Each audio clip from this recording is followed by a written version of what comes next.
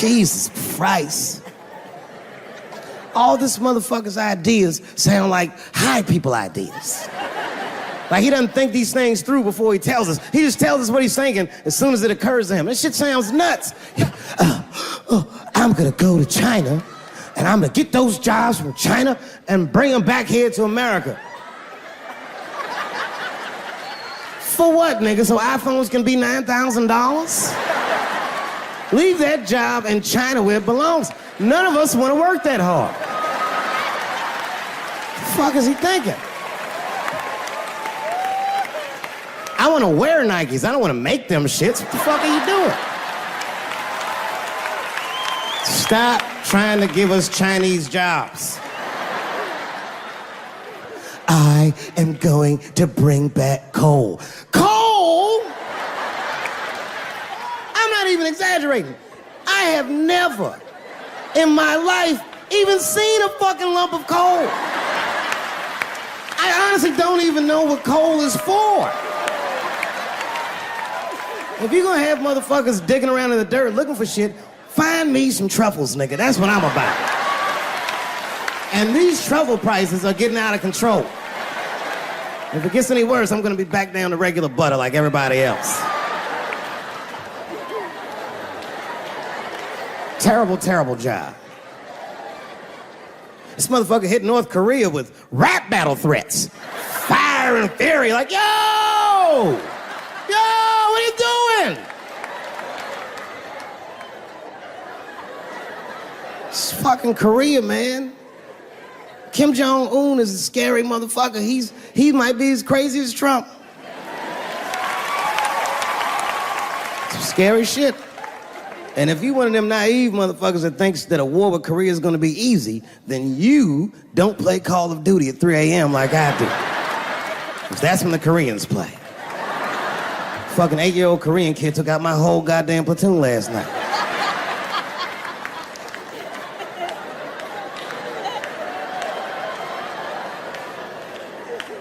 I've never seen somebody in an office so high with the most just basic fucking solutions. Like, you know, we should not let any more Muslims in the country till we can figure out what's going on. Did he just say, figure out what's going on?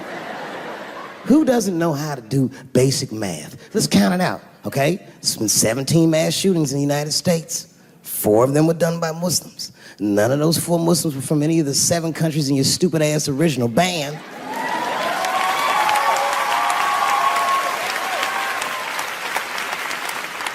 And since he brought it up, the other 13 shootings were done by the Tiki Torch whites. These are facts. And you don't see me trying to ban white people from the show to keep the rest of the audience safe. It's a fucking terrible idea because it's mean and it's racist, and most importantly, it would be catastrophic to my bottom line. If there were no white people here tonight, I might leave this bitch with $1,800. This man needs to realize that we all need each other. And that's why we will never, ever be able to beat China. Because everybody in America is racist, and everybody in China is Chinese. This motherfucker called it all wrong. And don't believe the media either, because as all this shit is happening, the media is trying to make us believe that the extremities amongst us are the norms. We can disagree, that's fine.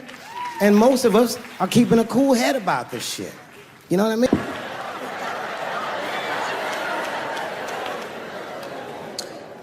Sometimes I think that the media is hard on Trump. Because I'll see shit that they get on him about that doesn't seem bad to me. Like, a nigga got on Trump about not staying in the White House enough. Who gives a fuck? This motherfucker was rich. Used to shit in a gold toilet. It's true. I don't know if you've ever been to the White House. It looks like a very nice place to work, but I wouldn't want to live in that Scooby-Doo ass house either. That shit's terrifying looking. Imagine you trying to jerk off in the crib and Abraham Lincoln's just looking at you like...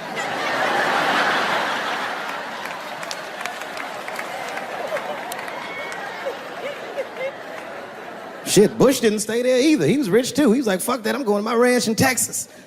Obama was the first motherfucker to move into the White House like, this is a nice place. Look at this rug.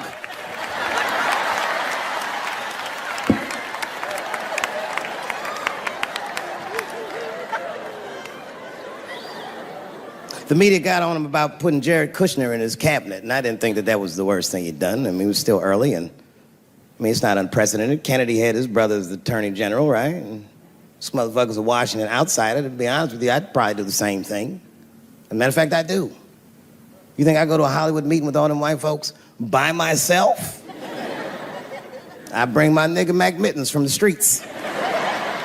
I don't even know his real name. Everybody just calls him Mac Mittens. But I know he's not qualified to even listen to these meetings, but this motherfucker just makes me feel good.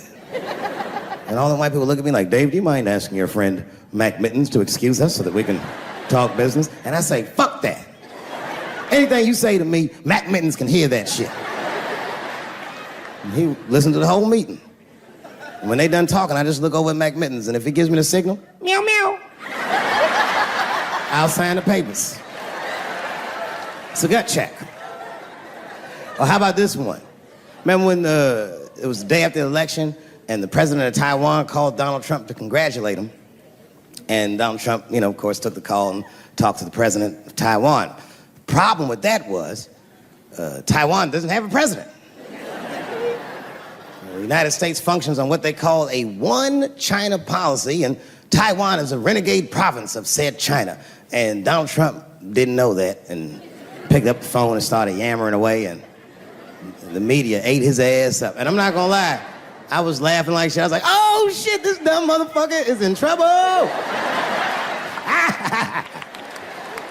And then that night, I was in bed drifting off to sleep, and then I had to admit it to myself. I was like, I didn't know that shit either.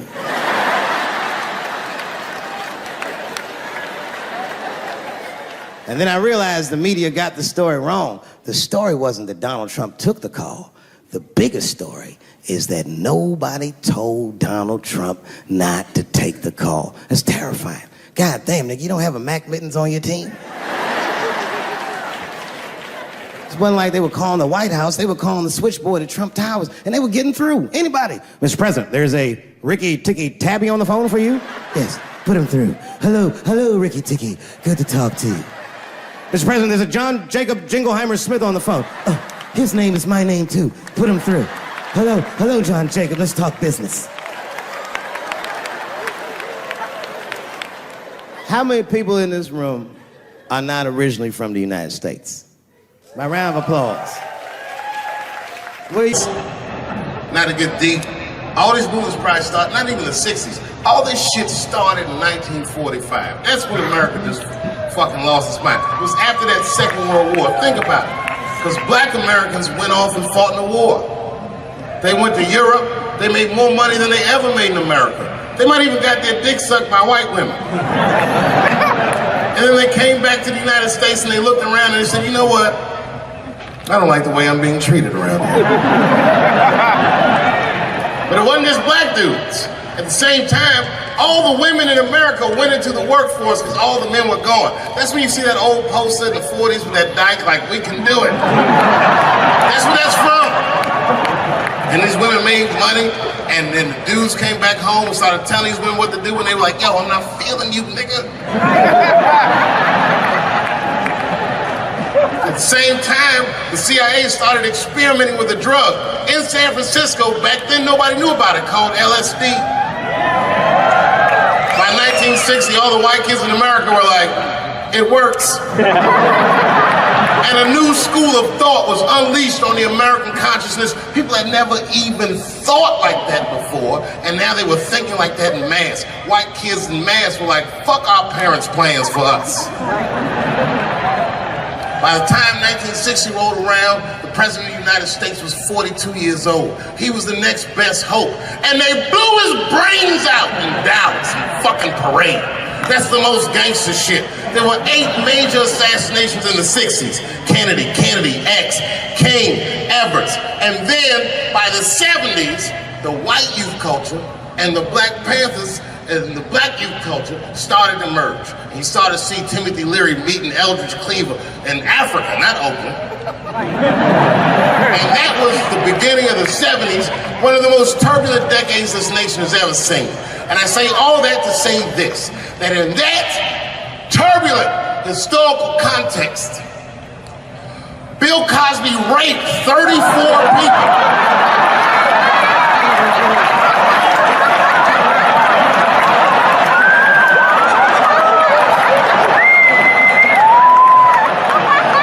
That is a lot of raping. Oh, I didn't want to believe it. Every time I turned on the TV, I saw another old woman describing one of these antique rapes. These rapes are old school. They'd be like, and then Bill Cosby pulled my bloomers down. Bloomers? I saw him peering through me through a large cloud of vagina hair. Vagina hair? I've seen that in years.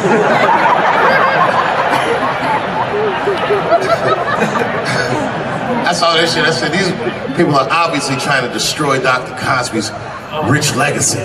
Right? 34 allegations later, I was still like, man, he probably only raped 13 or 14 of those. Do all that raping. It's like 50 fucking rapes.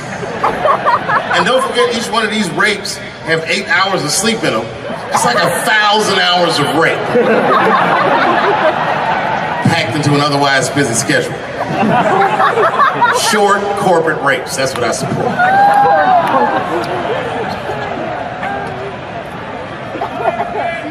Why would they sleep? That's what I don't understand. Why is Bill Cosby making all these girls sleep? Like, look, man, I'm not even as famous as Bill Cosby was, but I know 20 girls I could call right now and be like, yo, come to my place for a drink, and I'm gonna put something in it, and you're gonna fall asleep, and I'm gonna fuck you while you're sleeping. And they'd be like, cool, nigga, cool. What time you want me to come over?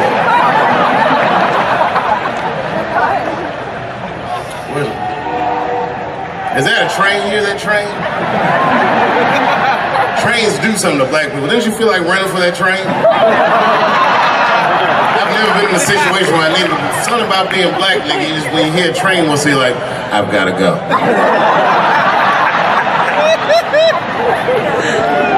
Just want to run away. No, man, for real. It's not comfortable like it used to be. I don't know how transgender people beat black people in the discrimination Olympics. They did.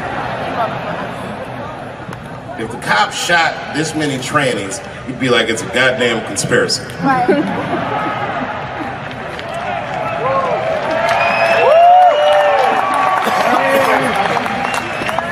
The niggas gonna start wearing high heels just to feel safe.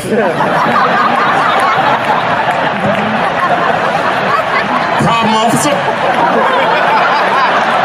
Was my bag and purse all matched? Is there a problem?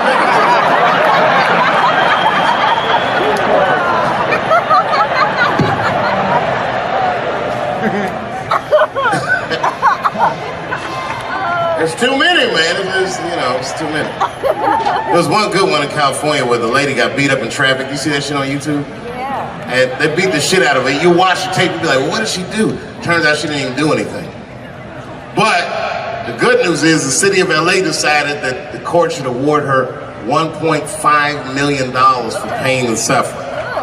Which, if you know anything about money, is as much Marcus Maidana made to fight Floyd Mayweather the second time. It's pretty good considering this woman never trained a day in her life. You can see it in the tape. She didn't come to fight. She took too many shots. She covered her gut, punched her face. She just wasn't doing it right.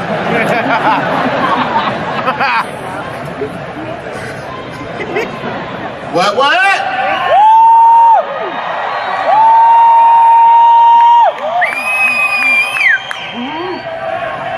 You know what's funny about being in San Francisco? First of all, the city's not even gay anymore.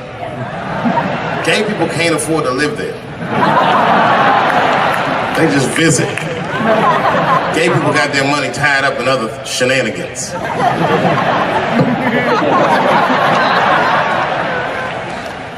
Where you from, bro? Where? Canada? Well, all right, you can get off the watch list. You know, America has a racial hot seat, which belongs to black Americans, but I know you sat in it for a while. I can honestly say Arabs and Mexicans sat in that seat. And we, the Black Americans, would like to thank you both for your sacrifice and your struggle. Everybody goes through something, but at least I can leave my backpack someplace. If you leave your backpack, you got 20 minutes to find that shit before they send a robot to blow your luggage up. Don't you remember San Francisco where that motherfucking tiger jumped out of the cage and bit those people up? And San Francisco is so gay, the whole city blamed the tiger.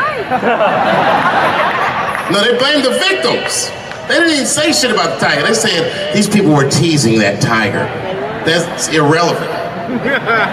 Tiger should not be able to jump out of the cage and kill people at the zoo. They said that that tiger chased one of his victims 400 yards. Listen. You know how fucking fast you have to run to outrun a tiger for 400 yards? Nigga probably woke up in the hospital with an NFL recruiter standing over his bed. You did good, son. You did very good. I know this isn't a good time, but I'm with the Cincinnati Bengals. Complete coincidence. I think we can tie something in and do something really big with you. One of the guys the tiger bit was Mexican, and the other two were Arabs. I said, who trained this tiger? Homeland Security, like everybody?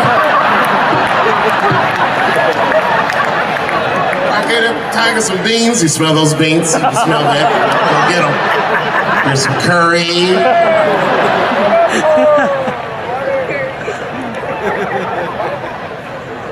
I see a lot of Indians in San Francisco. I always wanted to be in a Bollywood movie. Because Bollywood movies are deep, but at the end of the movie, no matter what kind of movie it is, there's always a dance number to make you feel better when you go home. Even if it's Precious. At the end of the movie, Precious would just jump out of the coffin. I don't have AIDS.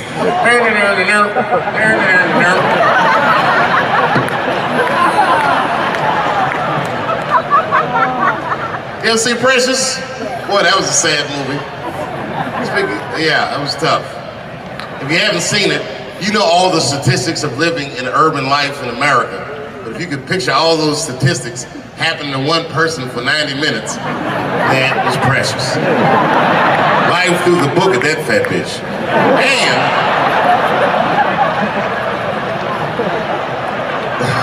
And the music haunted me. Because the music was like, you know, like, I don't know, break beats or something. If they had Eddie Vedder do the score for Precious, I'd have killed myself in the movie theater.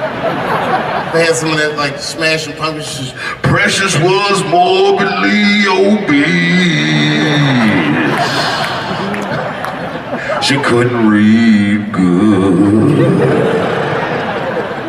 She was a victim of incest, and the baby had Down syndrome. Still the first verse, nigga. You gotta see the movie.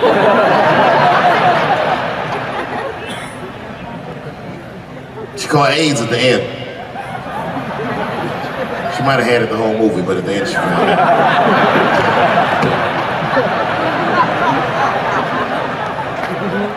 That's one way to lose weight, you know. It's a fucking movie. Precious is a fictitious character. I'm sorry about it. It's a fucked up movie. It was a fucked up movie. I got scared when I went to see Straight Outta Compton. And Eazy-E caught AIDS at the end. That shit freaked me out. Because I didn't know you could get AIDS from firing your manager.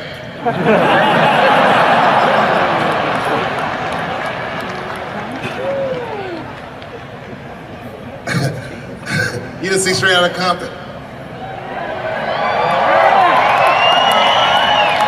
Eazy-E caught AIDS in the last 10 minutes of the movie. He just started, you good, nigga? You all right? Yeah, I'm good. Who catches AIDS like that?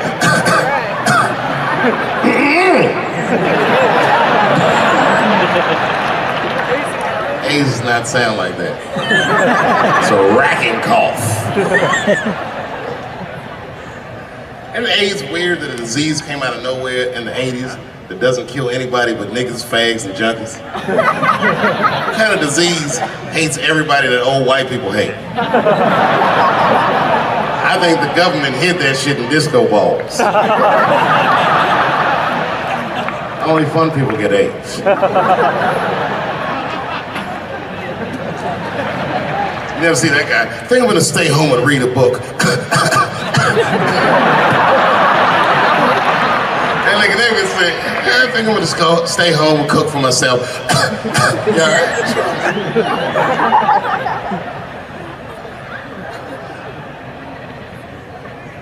Remember when Donald Sterling made that tape? Said all those bad things about black people? That tape was fucked up. But that goes to show everybody, if you get old and white and racist in America, whatever you do, don't tell your black girlfriend about that shit, because that's who made the tape. She taped everything. The tape was embarrassing. He was like, stop bringing these black guys to my games. We were all listening like, well, how you gonna have a game without us? There's gonna be a lot of bounce passes and layups in that shit. And then it turned out the black guy he was speaking of was none other than Magic Johnson, NBA legend and billionaire. Unfucking believable. Didn't even mention the fact that he had AIDS, which is the first thing I would say to my girlfriend. This guy must be very racist if AIDS is the footnote.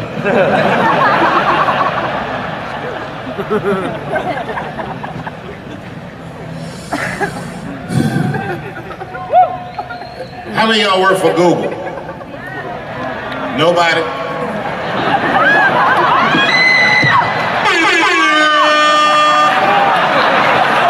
Thanks, Fuse. That air horn always pushes the joke through. You ever do something regular, but if you do it with the air horn, it sounds better. Like once I pulled my dick out at a New Year's Eve party. Real traumatic experience. I'd been drinking. It's really fucked up. I had to make all new friends.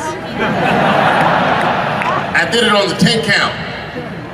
The motherfucker was like, 6, 5. And I was saying to myself, what if I pulled my dick out? They said 3. And then I looked down and said, oh no, it's out!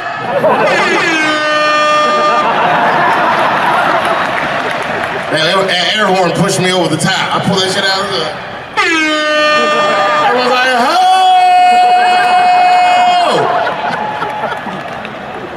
Man, when that nigga pulled his dick out, that really set the party off.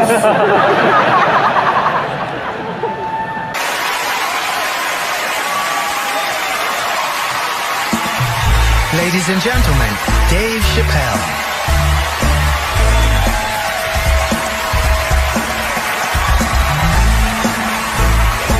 Thank you. Oh boy, I'm very nervous. No pressure. During the civil rights movement, I can't read what's on the teleprompter. Some about black America and white America. There's black Americans and there's white Americans. We're all one America. So if you don't mind, this is not live, is it? I imagine whatever I say, you could just edit it out. Let's try it a few ways. Lou, are you in the booth? I am. All right, good. You know what, Lou? Let's just play around with it and see if we can get it right and get this clip package on, and then let me go home. All right? You got it. All right. Ready? All right. Count me in. 5, 4, 3, 2, 1. Wu-Tang. I'm just with you, Lou. Let's do it again. We're gonna do it again. We'll get it right. Here we go, Dave. 5, 4, 3, 2. You know, when I was a comedian starting out in Washington, D.C., right here in this city, 1988, I'll never forget this. It was a comedy club owner that banned profanity from his comedy club. He said it offended his audience, and this was a cause of major concern for all the comedians in the circuit. And we all called a meeting, and we had the owners come, and it was the club owners, and it was the comedians. It was the classic labor dispute. The club owners laid out their case. There cannot be profanity in these clubs because that offends people. And there's a comedian who's still a good friend of mine to this day. He lives right here in Washington, D.C. He stood up and he said, he's black, I should tell you because it's important to the story. He says, I use profanity because I live a profane lifestyle. He says, I don't have an insect infestation in my house. I have roaches.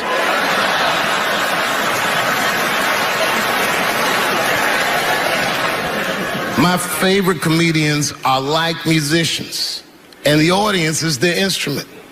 And the music they make is your laughter. And that's the laughter that I scored my entire life to. So now, some of my favorite American comedic composers. Thank you.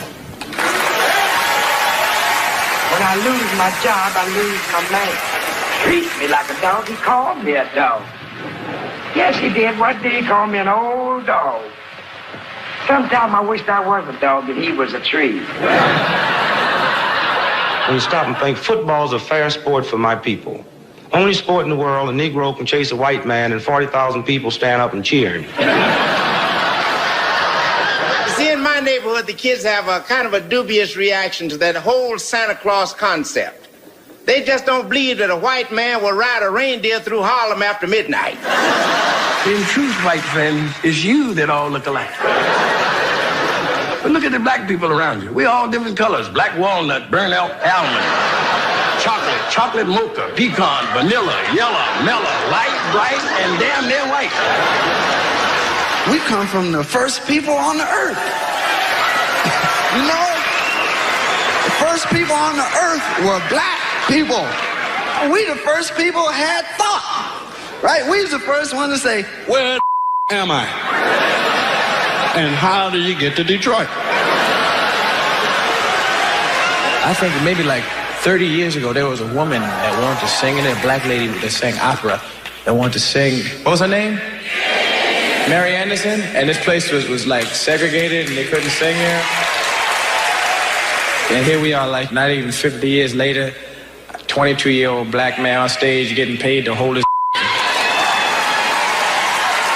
God bless America. I gotta go now. Y'all take it easy. Bye-bye.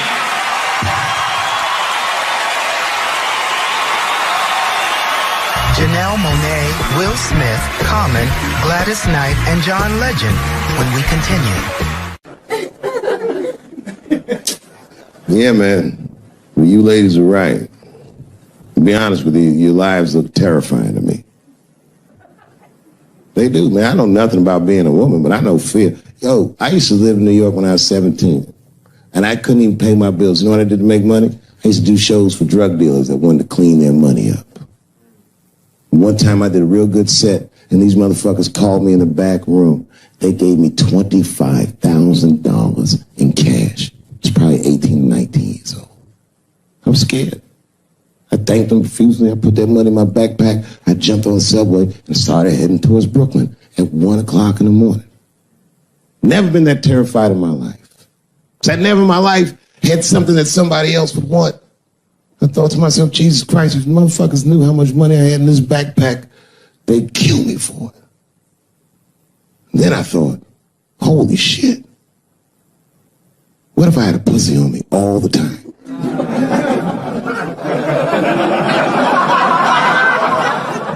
That's what women are dealing with. I'm gonna tell you right now. It's real talk.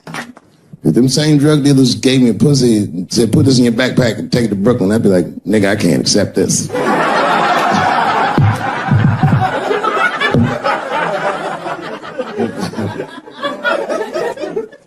I empathize, man, you know. Everybody gets mad because I say these jokes. But you understand that this is the best time to say them. More now than ever. And I know there's some comedians in the back. Motherfucker, you have a responsibility to speak recklessly. Otherwise. New York Times said that Louis C.K. jizzed on his own stomach. You know, I've busted a lot of nuts in my day. None of them were newsworthy. Shit was really gross, because they didn't just say it like I said it. They didn't just say jizz on the stomach. They said it in that fucking Pulitzer Prize winning style that the New York Times has. It was very descriptive, like, you know what I mean? Louis C.K.'s semen shot out like a volcano of misogyny, slowly drizzling down like lava, covering his freckled penis as it slowly dripped to a fiery crown of red hair. Jesus Christ, I'm trying to eat some huevos rancheros and these niggas is...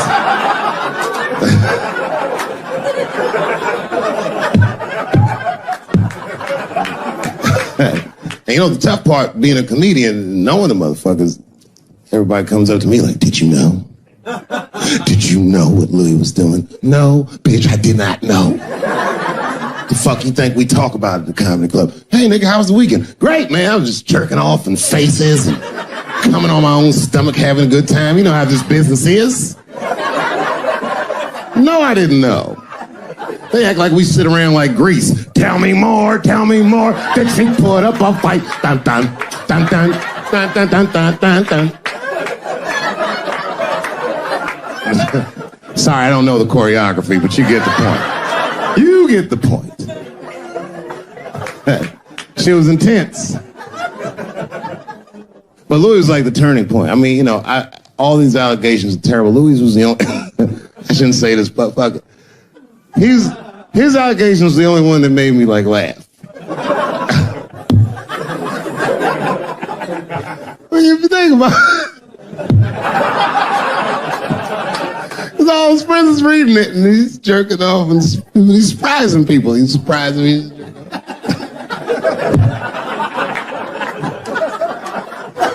I just picture all the comics in comedy just reading it like, what?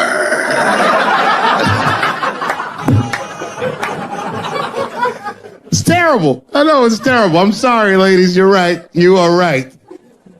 But at the same time, I mean, you know what I mean? I don't know. Jesus Christ, they took everything from Louis. I was like, I don't know, it might be disproportionate. I can't tell. I can't tell. This is like where it's hard to be a man. One lady said, Louis C.K. masturbating in front of me ruined my comedy dreams. Word? Well, then I dare say, madam, you may have never had a dream.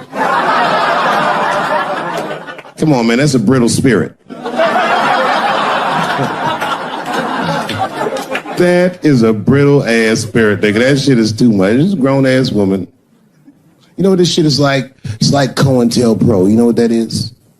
It's a program that the FBI had under J. Edgar Hoover. In this program, one of the many things they did was they would track the sexual habits of anyone they considered an enemy of the state. It was a lip button. That's why they got all these fucking sex tapes with Martin Luther King fucking bitches. But lucky for us, he actually had a dream. You think if Louis C.K. jerked off in front of Dr. King, he'd be like, I can't continue this movement. I'm sorry, but the freedom of black people must be stopped. I didn't know this nigga was gonna pull his dick out and jerk off like this. I just thought we were gonna get a couple of drinks and chill. Show business is just harder than that. Them women sounded like, I hate to say it, y'all, they sound weak. I know it sounds fucked up, I'm not supposed to say that, but one of these ladies was like, Louis C.K. was masturbating while I was on the phone with him. Bitch, you don't know how to hang up a phone?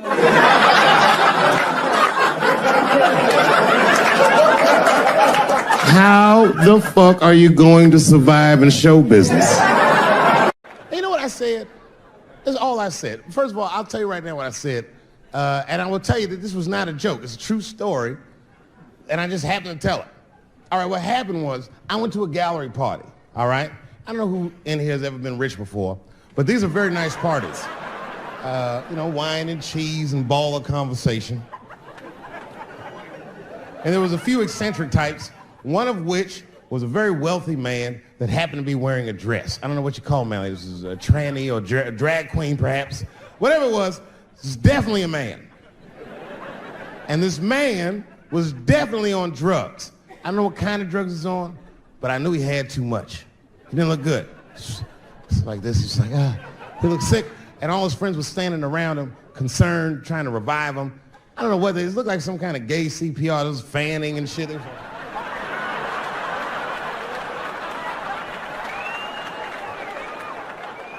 I saw all this from a distance. Now, I should have minded my own business, but I got curious. I was like, oh.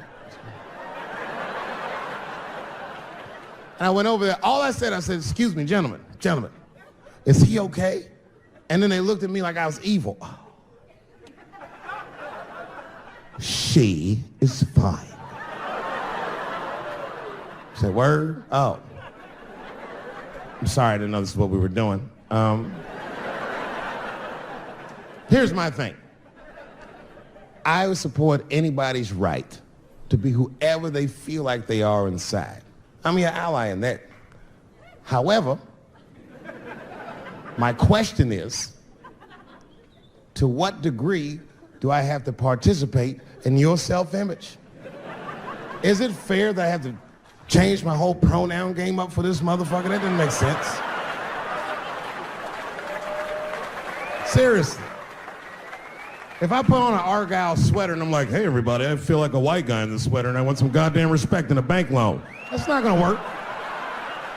Give a fuck how I feel. Why should I give a fuck how you feel? Nigger is a pronoun. But there was no time for philosophical debate. This was an emergency situation. I said, fine. Sorry, guys. I was just worried because she looks terrible. She just fell off the bench.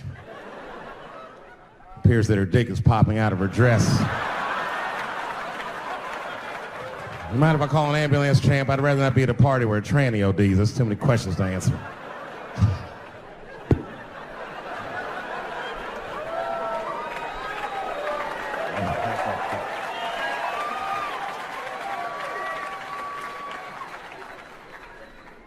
Okay, I've been through this before. I had a friend from high school. Now, in high school, this guy was a thug, right? He was a fucking dope boy. He did it all. He's a wild dude. People used to be very scared of him. And then after high school, word on the street was he'd come out the closet. I personally didn't believe it. I bring him up because last year, he calls me out of the blue like, yo, what's up, man? I got your number from so-and-so, and I heard you're gonna be in New York doing a show. Could I get some tickets? I was like, fuck yeah, get some tickets, man. How you been? He said, well, we'll catch up at the show, man, but yo, I appreciate it. I'll see you soon. I said, all right, man, take care. And I was about to hang up, and I couldn't resist. I was just like, hey, nigga, I heard you was gay. What's going on with that?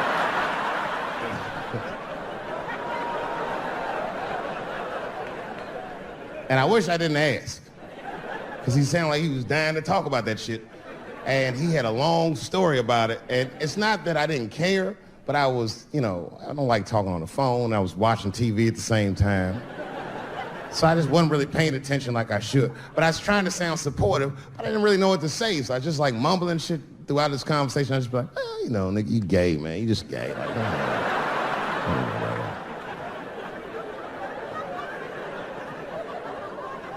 This went on for a while, and then finally I had to say something like definitive to get him off the phone.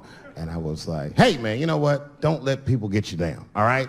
And the next time someone tries to make you feel bad about yourself, just remember, everybody fucks funny to somebody.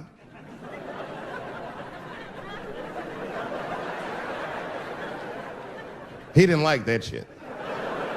He's like, what the fuck does that mean? I said, huh? He said, you saying I fuck funny, motherfucker? I said, no, that's not what I'm saying. I'm saying everybody's different. He said, you ain't say different, nigga. You said funny. What's so fucking funny about the way I fuck? And I said, hey, man, I fuck feet. He said, what?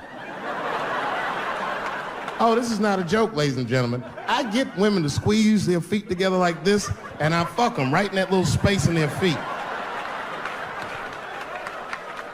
But you can't build a community behind that shit. There's no flag for us. That shit made him laugh. And the next day, after the show, I saw him backstage. He was like, yo, what's up, man? I'm like, oh, shit, what's going on? And he had his buddy with him. He goes, Dave, I want you to meet Manuel. Manuel's my fiance. We're in New York getting married because it's legal here. I said, well, Well, congratulations, fellas. And Manuel was like, gracias. And he went to go get some drinks. And then my buddy looked at me, he was like, so Dave, what do you think? And I started mumbling again. You gay, nigga, you know, just gay. He said, yeah, I'm a little nervous about getting married, man. It's a big step. I said, yeah, it is. It's a big step. He said, well, you've been married for a while. You got any advice for us? No, I'm married to a woman. Sorry about that. And he corrected me. He said, no, you married the person that you love. So it's essentially the same. I said, you know, man, the problem with that statement is that it makes the assumption that I love her. But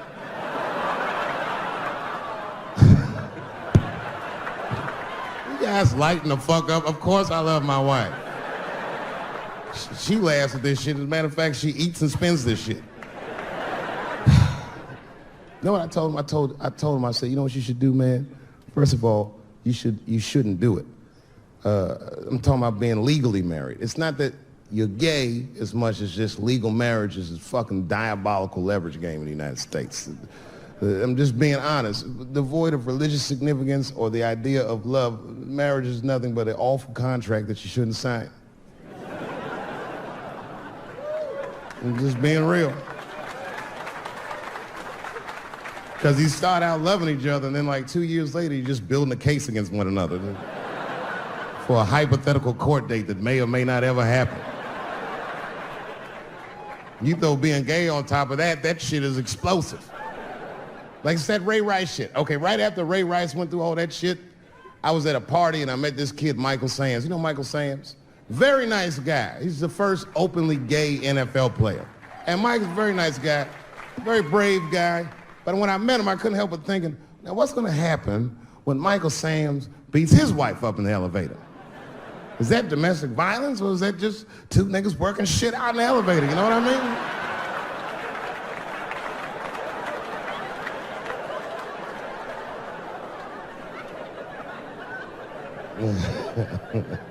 Anyway, I give all married men the same advice, gay or straight. Get a dog. His dog will love you all the time, but she's not going to. It's real talk. I didn't even know about dogs, and my kids got the dog. They brought him home from the shelter, and I didn't even want him. They're like, can we keep him? I said, nope. I said, where'd you even get this dog? They're like, we got him from the shelter. I was like, ugh. Probably something wrong with him. You can't keep him. And then my kids started crying and screaming like the dog had gambling debts. Please, Dad, if you don't let us keep him, they're gonna kill him. I was like, oh. All right, you can keep him. And this dog was a menace. I hated his guts. Then one night I'd smoked a bunch of weed and I was eating a sandwich and Baba came over. Baba's the dog. He came over and was staring at me. This will make you very uncomfortable if you're just looking at you usually.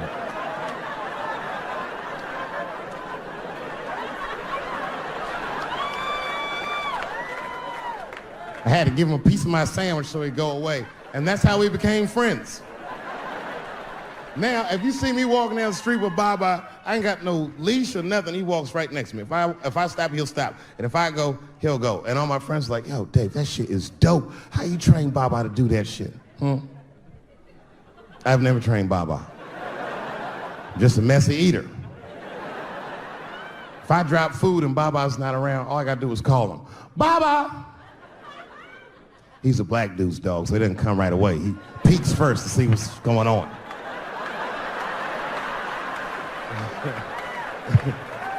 I gotta tap my foot so he can see the food. Over here, little buddy. And he's like, thanks, Dave. He'll come get it and run off. My wife's friend, Stuart, told me that. My wife has a lot of gay friends. Stuart's their leader. She has a lot of gay friends. And I don't like them.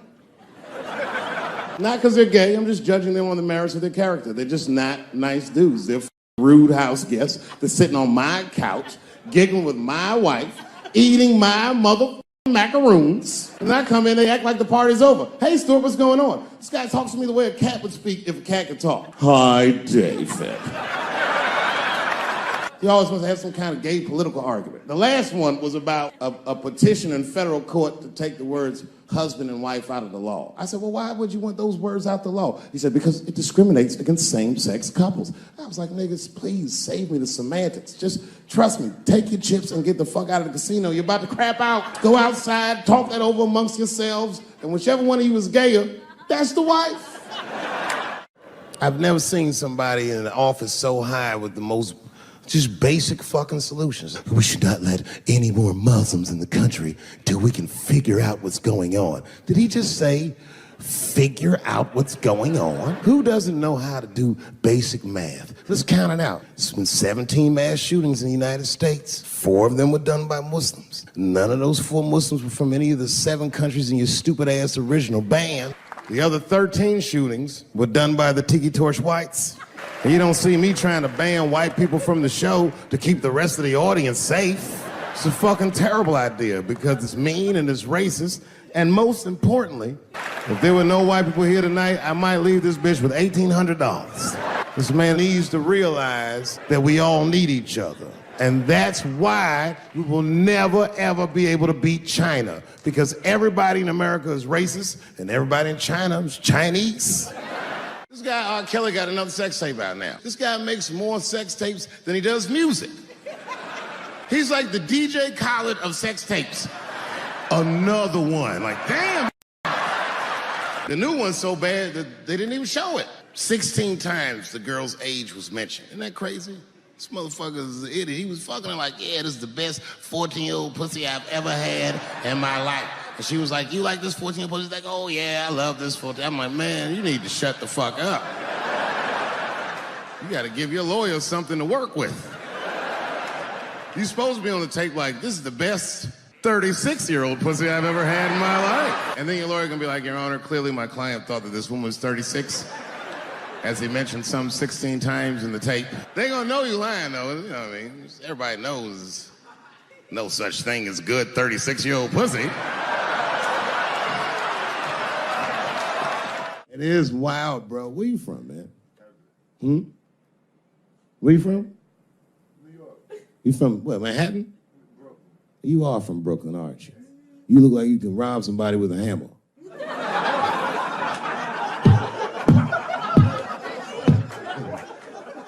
Brooklyn niggas rob you with shit they find around the house. I just got stabbed with a toothbrush. This nigga must be from Brooklyn. I'm fucking around. I think, okay, again, of all those letters, the T has the toughest road ahead. In fact, I think the T should stand for tough road ahead. They've got the longest mental gap to bridge. That's all I'm saying. Because, you know, whenever I see one of them T's on the street, I don't mind them, but I'll be like, man, I miss Bruce. I'm sorry, guys. I'm 42. I remember Bruce Jenner. Before the Kardashians, before all that, this motherfucker was a white American superhero. It was amazing. He was beating Africans at track and field. We'd never seen anything like it. He was on my cereal box growing up. You know how much of that cereal I ate, nigga? I didn't know he was gonna do that. I knew before you guys knew. I heard things on the street in Hollywood. You know, you just be out, see people. Hey, what's up, Kanye? Why the long face? Nigga, you'll see. I got 2 mother-in-laws now. There was a big dance coming up in the middle school. I was 12 years old. I said, Dad, can I go to the dance? He said, of course you can go to the dance. I want you to get out and meet some more kids. I said, great. It costs $3 to get in. And my dad said, ooh, sorry, son, I don't have it. I was like, what the fuck? You don't have $3? Well, then how are we alive, Dad? Dad said, if you want to go to the dance bad enough, I'll tell you what, there's some money in the change jar, get the money from there. I was 12 years old, that's what I did. I showed up to the dance early. There's a long line of kids waiting behind me while I'm at the door trying to count out 300 pennies to get inside.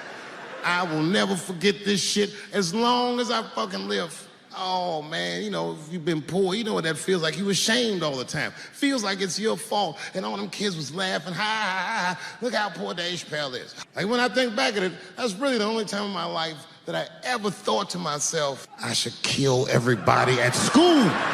No, this is what I mean. Okay, look, okay, you're an Asian dude. No, I say this with no disrespect, but we're all Americans, right? And we can agree that America has a huge body count all over the world, but nowhere more than Asia. Literally, if you look at history, recently, we have bombed the masculinity out of an entire continent. We dropped 2 atomic bombs on fucking Japan, and they've been drawing Hello Kitty and shit ever since.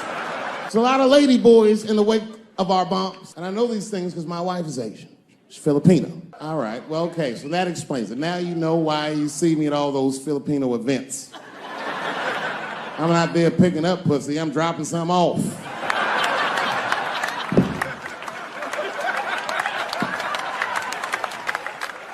I take my wife to all that shit. I took my wife to see Pacquiao fight Mayweather. We sat ringside, okay? That was a quiet car ride home. That's what that was. That's my problem. I can't handle pressure. Sometimes pressure make me talk different. I'm serious. You ever have like that social pressure? You ever talk to somebody who's fake and they make you fake? Like that kind of deal, like, hey, how you doing? You're like, fine, how are you? And you're like, I don't even talk like that. I get sick of that shit. I do. It just makes me sick. Sometimes I'll talk crazy just to make myself feel better. You ever do that? Just start talking like crazy. Like, you ever hear this voice? Man. That's how bad guys used to talk in the 40s. In the old days. See, I talk like that. Not all the time, but if somebody put the pressure on me, fuck it, I gotta cut loose. Maybe the police pull me over, I'll talk crazy. Son, do you know why we pulled you over? Nah, because I'm black, see, that's right. Nah. It's not illegal to talk like that. How do they know I don't talk like that every day? Stop talking like that. Stop talking like white copper. Nah. I see my age in my children. I came home from the road. This is not long ago. I've been gone for, if you can picture, I was gone for weeks and weeks. And when I came back, you guys, have a seat, feel comfortable, relax.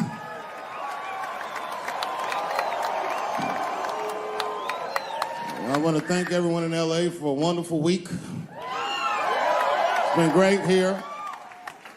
You know what? It's been 10 years since the last time I played Los Angeles, if you can imagine.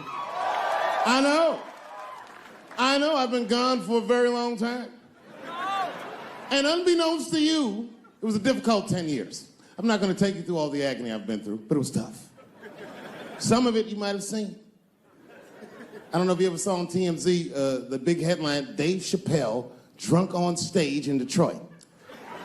Well, if you saw it, I wasn't drunk. I had smoked some reefer with some rappers. Yeah. I don't know if you know anything about hanging out with rappers, but their weed is very strong. Stronger than what I was accustomed to. The article goes on to say I was booed off stage, which is also incorrect. I was booed. I did not leave. It was a long bump. It was a fucking nightmare. 2 puffs of weed, that's all it was. 2 puffs. I never had that happen when I take 2 puffs of weed. I looked at the guy next to me, I was like, I'm gonna bomb, nigga, I can feel it. And that guy called my name, Dave Chappelle. Niggas was like, you know, normally when you do a comedy show, you guys don't know what it looks like up here, but niggas be looking up at you like. That's how the show started. It didn't take long for the faces to switch up, like, what the fuck? They started looking amongst themselves. So I knew I wasn't doing good. I don't remember what I was saying. It just took one person to break the ice. It's a black lady with the Ford Motor shirt on. She stood up suddenly. Fuck you, Dave Chappelle. I said, excuse me? She said, I worked all week for this shit, and this show sucks. And in a weird act of racial harmony, a conservative white guy stood up and backed her up. Yeah! The whole crowd band together and started chanting, we want our money back. We want our money back. I said, oh shit. I snapped out of it. Good people of Detroit, hear me. Get your fucking money back. Fuck that. I said, I'm like Evil Knievel. I get paid for the attempt. I didn't promise this shit would be good.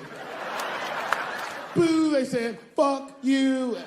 This went on for a long time. And then after the show, I felt so bad, I took half of the money from the show, thousands of dollars. I said, I'm gonna give this to charity. And you know what I did? I bought $25,000 worth of bubble gum and drove around Detroit and handed it out to the homeless so they could chew it and still be hungry.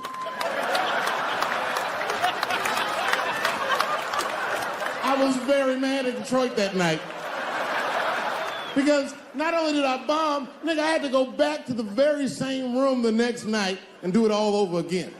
Fucking nightmare. That would be like if you were having sex with a woman and for some reason, this would never happen, but for some reason, she had a mouse trap in her pussy. You get caught in the trap. And then you gotta fuck her again tomorrow night. I'd still do it, but I'd be careful the next time. The old mouse trap in the pussy trick, eh? Fool me once.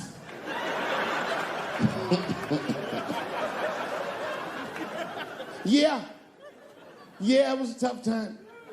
And I wanted to give up sometimes. I almost did give up, but then right before I gave up, I decided not to. But I made the call. They answered the phone. Hello? Dancing with the Stars. I said, not yet. Not yet. Yeah. Oh, if you see me on that shit, it's over. Trust me. My spirit is broken. If you see me waiting for them judges,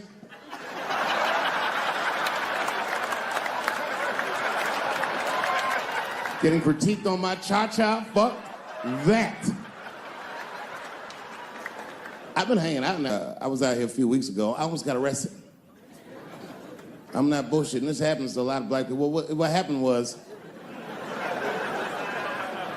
I was coming out of one of those nightclubs in Hollywood, and my friend saw me. I guess I was wobbling or something.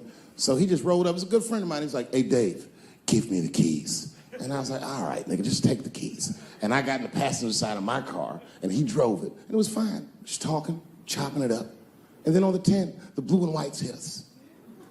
Now, I should tell you, the friend that was driving me was black, which really doesn't have anything to do with the story, other than to let you know there was fear in the car. Not my fear. I'm black, but I'm also Dave Chappelle. So I figured, shit'll probably be fine.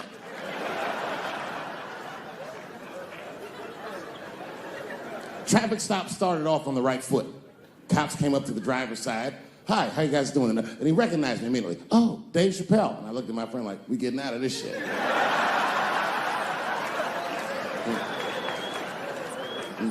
And then he says, you guys were swerving in the lane. Do you mind just stepping out the car for a second? Still no cause for alarm. I looked through the rearview mirror. The body language of the arrest looked good. He was talking. So then I started fucking with the radio. A traffic stop's going good if you listen to the radio when someone else is outside of the car. But then when I looked back in the rearview mirror, something had gone horribly wrong. The motherfucker's back there like. And the next thing I knew, they were stuffing him in the back of the car. And I thought, when anybody would think of a situation like that, oh my God, what is gonna happen to me?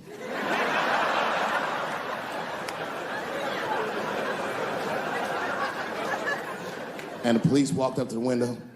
Mr. Chappelle, we had to arrest your friend. He refused to take our breathalyzer test. I said, that motherfucker. Not complying, that's odd.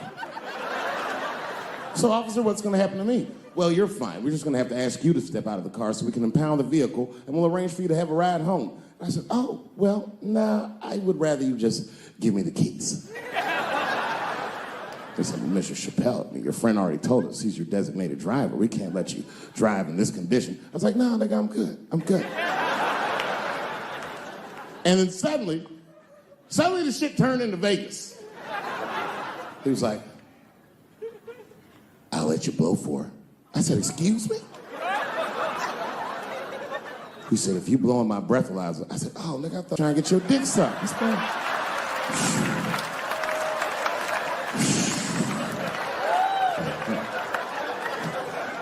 If you blow in my breathalyzer and pass, I'll give you the keys to the car. I said, set him up, nigga, let's play. And I blew in that thing, and it made a noise. I said, uh-oh. And he looked at it, he said, oh, well, Mr. Chappelle, I guess you're free to go. I said, I am. I didn't know that thing didn't pick up weed. I drove home on the 10, 30 miles an hour. Yeah, no, it all worked out. It all worked out. I'm one of the lucky ones. It doesn't work out that well for everybody. I saw that videotape of that lady that got beat up in L.A. in the traffic. You see that shit on rush hour traffic? They beat a black woman's ass. This woman didn't even do anything wrong. It's fucked up. It was so fucked up it didn't even go to court. The city of L.A. just gave that woman $1.5 million for her pain and suffering. That is not bad, considering that's the same amount of money that Marcos Maidana made to fight Floyd Mayweather the second time. And this woman obviously hasn't trained a day in her life. You can see it on the tape. She didn't come to fight. Her guards were low. She was taking a lot of shots.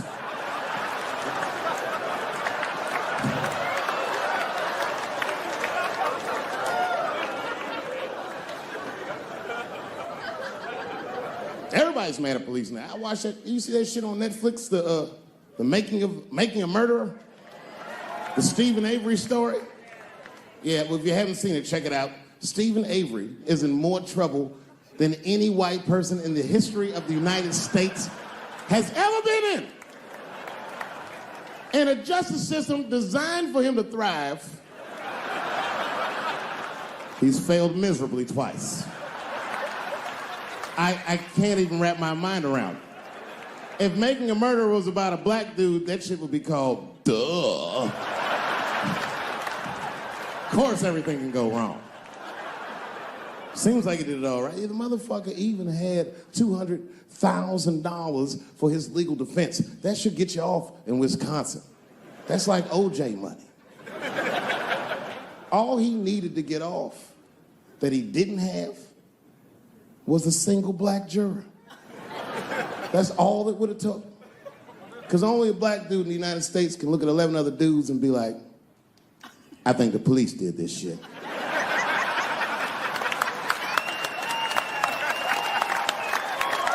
He's fucked up in the game. That's how OJ got off. I've been watching that new OJ show. I can't get enough of that shit. Doesn't it bring back good memories?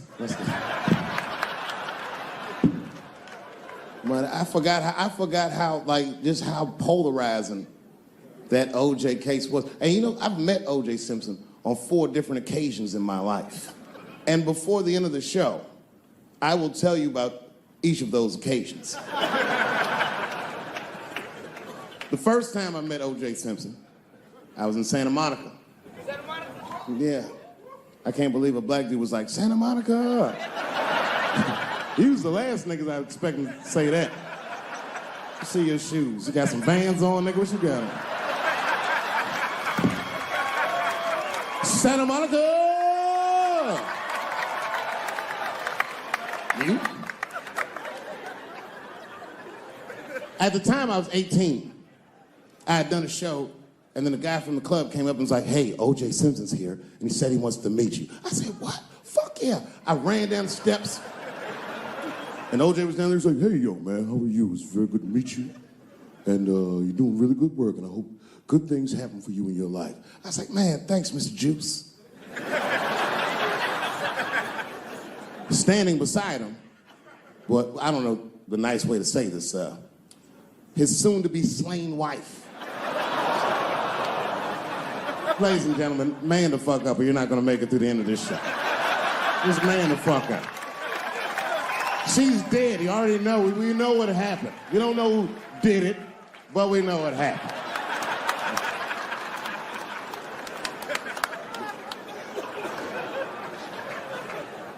I should tell you that woman was very nice to me. She actually embraced me.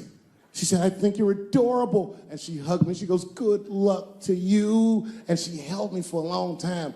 And I whispered in her ear, bitch, are you trying to get us both killed?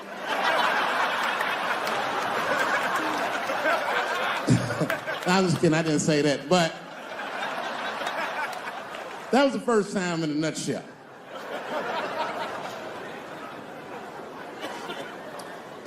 It's good to see so many